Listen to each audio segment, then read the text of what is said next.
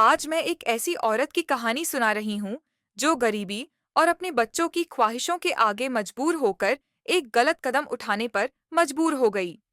जब वो औरत अपनी बेटी के लिए ईद के कपड़े लेने दुकान पर गई, तो दुकानदार ने बदले में उससे क्या मांगा, वो किन हालात में ऐसी मजबूरी का शिकार हुई, ये सब कुछ आप आज की इस कहानी में जानेंगे। शहर के बाहरी इलाके में एक छोटे से किराए के कमरे में फरजाना अपनी 9 साल की बेटी आमना के साथ रहती थी। उसका पति एक हादसे में गुजर गया था और पिछले 2 सालों से वो लोगों के घरों में सफाई और बर्तन धोकर गुजारा कर रही थी। आमना को दिल की एक जन्मजात बीमारी थी। महीने में कम से कम 2 बार दवा लेनी पड़ती थी, नहीं तो तबीयत बिगड़ जाती थी। रमजान का महीना खत्म होने को था और ईद करीब आ गई थी। फरजाना ने आमना को कहते सुना, अम्मी, इस बार ईद पर नीला वाला फ्रॉक लूंगी जो बिल्कुल आसमान जैसा लगे। और अम्मी, दुपट्टे के कोनों पर मोती लगवाएंगे ना? फरजाना ने हल्की सी मुस्कान दी। हाँ बेटा, अगर अल्लाह ने चाहा तो जरूर। लेकिन उसे पता था, जेब में दवा के भी पूरे पैसे नहीं हैं। कपड़ों की तो बात ही क्या थी। फिर उसे याद आया, बाजार में एक दुकान थी जहां कपड़े किस्तों पर मिलते थे। अगले दिन वो उस दुकान पर पहुंची। दुकान के बाहर एक बोर्ड लगा था, ईद स्पेशल, बच्चों के कपड़े आसान किस्तों पर। धड़कते दिल के साथ वो अंदर गई। दुकान का मालिक नाजिम वहां बैठा था। उम्र लगभग 40 साल, आंखों में दुनिया देख लेने वाली चालाकी। जी बहन, क्या दिखाऊं? फरजाना ने धीमी आवाज में कहा। बेटी के लिए कपड़े लेने हैं, किस्तों पर कुछ हो जाए तो? नाजिम ने मुस्कुराते हुए कहा, जरूर, क्यों नहीं। बस एक फॉर्म भरना होगा और कुछ शर्तें हैं। फरजाना ने सिर हिला दिया। वो तैयार थी। जब वो दुकान के अंदरूनी हिस्से में पहुंची, जहां थोड़ी शांति थी, नाजिम ने कागज उसके सामने रखे। फिर धीरे से बोला, बहन, सच कहूं, आजकल किस्तों पर देना भी रिस्क है। लोग सामान तो ले लेते हैं लेकिन पैसे नहीं देते। फरजाना ने जल्दी से कहा, मैं हर महीने काम करती हूँ, अल्लाह की कसम, किस्त दूंगी। नाजिम ने कुछ पल उसकी आंखों में देखा, फिर लहजा बदल लिया। किस्तें बात की बात है, अभी तो कुछ और कीमत देनी पड़ेगी। फरजाना घबरा गई। क्या मतलब? नाजिम ने मेज की तरफ इशारा किया। बस 2 मिनट, और आपकी बेटी का फ्रॉक, चप्पल, ईदी, सब मेरी तरफ से। फरजाना की सांस अटक गई। वो कांपने लगी। मैं माँ हूं, मेरे पास कुछ नहीं सिवाय इज्जत के। नाजिम ने ठंडे लहजे में कहा, तो ले जाइए अपनी बेटी को, पर वो नीला फ्रॉक सिर्फ एक सपना ही रहेगा। फरजाना बाहर निकल आई। कुछ देर दरवाजे के पास खड़ी रही। सड़क के पार एक बच्चा अपनी माँ के साथ नया सूट पहने हंस रहा था। उसकी आंखों में आमना का चेहरा घूम गया। कई पल बाद वो धीरे धीरे वापस अंदर गई। कमरा बिल्कुल शांत था। नाजिम ने दरवाजा बंद किया। फरजाना ने नजरें झुका लीं। वो चुपचाप उस वक़्त से गुजर गई, एक माँ बनकर, एक इंसान को तोड़कर। जब वो बाहर निकली, उसके हाथ में आमना के कपड़ों का पैकेट था, लेकिन चेहरे पर वो चमक नहीं थी। उसकी रूह जैसे खाली हो चुकी थी। घर पहुंचकर आमना ने खुश होकर कहा, अम्मी, सच में नीला फ्रॉक, आप दुनिया की सबसे अच्छी माँ हो। फरजाना ने उसे गले से लगा लिया और चुपचाप रोने लगी। आखिर में बस एक जुमला लिखा जा सकता है, कभी कभी माएँ वो कीमत चुकाती हैं जो दुनिया न समझती है, न महसूस कर पाती है, और न ही कभी माफ कर पाती है। ईद निकल गई। आमना ने नीला फ्रॉक पहनकर नमाज पढ़ी, तस्वीरें खिंचवाईं और मोहल्ले की लड़कियों के साथ शर्मा के मुस्कुराई। दुनिया ने सोचा, क्या खुशनसीब बेटी है, कितनी चाहने वाली माँ है। लेकिन फरजाना के अंदर एक ऐसा जख्म था जो दिन ब दिन सड़ता जा रहा था। वो रोज आईने में खुद को देखती और उसकी आंखों में एक सवाल होता, क्या ये कुर्बानी थी या हार? एक महीना बीता, फिर दो। आमना की तबीयत फिर से बिगड़ने लगी।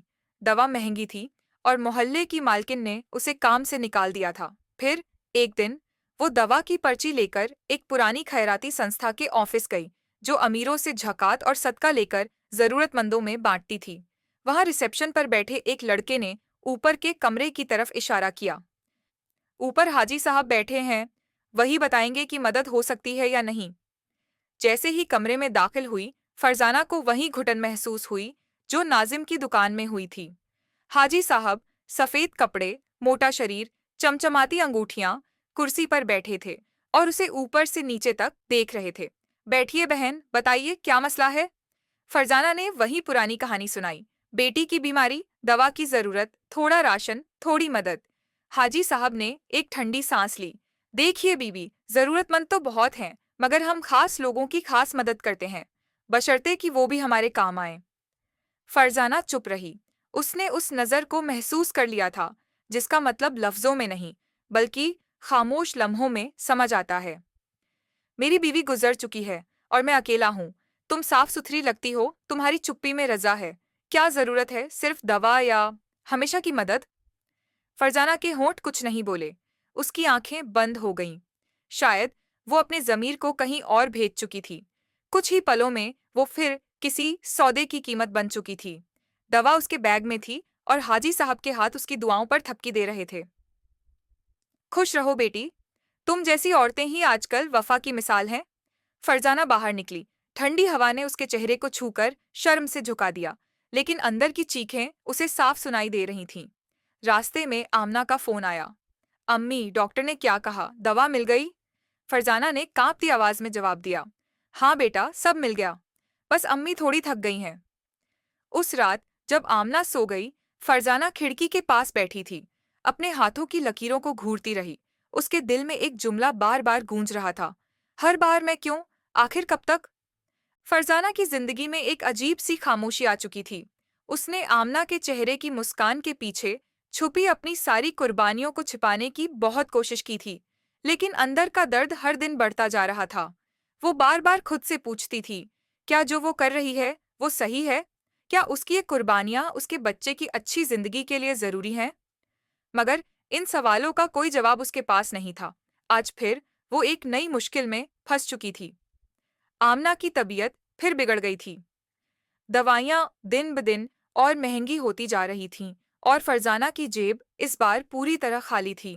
तभी उसे एक पुराने दोस्त की याद आई, रशीद। रशीद हमेशा से उसकी मदद करता आया था, लेकिन कभी ज्यादा पैसे नहीं देता था। जब रशीद का कॉल आया, तो फरजाना के दिल में उम्मीद की एक हल्की सी किरण जगी। शायद रशीद की मदद से वो आमना का इलाज करवा सके। रशीद ने फोन पर कहा, फरजाना, मैं शहर में हूँ, मिल सकते हैं? फरजाना ने फौरन जवाब दिया, जी रशीद भाई, आप कहाँ हैं? रशीद ने बताया, मैं एक मशहूर मॉल के पास हूँ, आ जाओ, तुम्हें कुछ जरूरी बात बतानी है। फरजाना ने आमना को सुलाकर जल्दी से अपने बाल ठीक किए और नए कपड़ों को अलमारी से निकालकर पहन लिया। रशीद से मॉल के कैफे में मुलाकात हुई। रशीद ने उसे देखा और बैठने को कहा। फरजाना, मैंने तुम्हारे हालात सुने हैं। मैं तुम्हारी मदद करना चाहता हूँ, लेकिन इसके लिए तुम्हें थोड़ा खास काम करना होगा। फरजाना ने झट से पूछा, क्या मतलब? क्या तुम्हें पैसे चाहिए? रशीद मुस्कुराया, नहीं, पैसे तो मैं दे दूंगा, लेकिन कुछ और भी चाहिए। फरजाना ने गहरी सांस ली। क्या? रशीद ने धीरे से कहा, लेकिन उसकी आवाज में जो सर्दी थी वो दिल तक चुभ गई। तुम्हें थोड़ा वक्त मेरे साथ बिताना होगा। ये कुछ और नहीं, सिर्फ एक छोटा सा तरीका है मदद के बदले। फरजाना की रूह कांप उठी। उसकी आंखें नीचे झुक गईं। रशीद की बातों ने उसके दिल को अंदर तक हिला दिया। तुम मुझसे क्या उम्मीद कर रहे हो? उसकी आवाज में डर और उलझन थी। रशीद ने बेपरवाही से कहा, बस तुम्हारा साथ, तुम्हारी मोहब्बत, तुम्हारी इज्जत की एक कीमत जो शायद तुमने कभी नहीं सोची होगी। फरजाना की सांस अटक गई। उसकी जिंदगी जो कभी सुकून से भरी थी, अब बिखर चुकी थी। वो रशीद को देखती रही और अपने दिल में महसूस करती रही कि अब वो कहाँ जा रही है, लेकिन उसके पास कोई और रास्ता नहीं बचा था। मुझे तुम्हारी मदद चाहिए रशीद, लेकिन मैं अपनी इज्जत बेच नहीं सकती, फरजाना ने धीरे से कहा। रशीद ने उसकी आंखों में देखते हुए कहा, तो फिर तुम क्या चाहती हो? तुम्हें सब कुछ चाहिए, लेकिन कोई कीमत नहीं दोगी? दुनिया में ऐसा नहीं होता। फरजाना के अंदर गम की एक लहर उठी। उसका मन किया वहां से उठकर भाग जाए, लेकिन वो जानती थी कि अब उसे कोई दूसरा रास्ता चुनना होगा। उस रात फरजाना अपने कमरे में देर तक बैठी रही। आमना सो चुकी थी और नींद में मुस्कुरा रही थी। उसकी मासूम हंसी फरजाना के दिल में कांटों की तरह चुभ रही थी। क्या अपनी बेटी की मुस्कान के लिए उसे अपनी इज्जत की कुर्बानी देनी होगी? क्या यही जरूरी है? फैसला करने से पहले फरजाना ने एक पल को खुद को रोका और गहराई से सोचा। वो चाहती थी कि आमना ठीक हो जाए, लेकिन वो नहीं जानती थी कि क्या वो ये इलाज अपनी इज्जत के बदले करवा सकती है। आखिरकार वो उठ खड़ी हुई। उसके अंदर एक नया जज्बा जाग चुका था।